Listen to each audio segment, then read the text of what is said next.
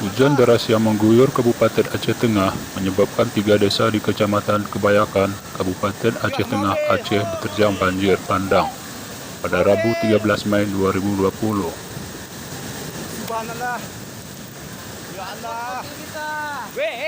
Adapun 3 desa tersebut yakni Desa Payatumpi Baru, Desa Payatumpi Induk, dan Desa Daling BBC. Dari video yang beredar, terlihat ada mobil yang hanyut terseret air. Selain itu, banjir menghanyutkan kayu dan merusak rumah warga setempat. Peristiwa itu juga menyebabkan sebanyak 7 titik jalan lintas penghubung Kabupaten Aceh Tengah dan Biren tertimbun longsor. Akibatnya, akses lalu lintas di daerah itu terputus sementara waktu.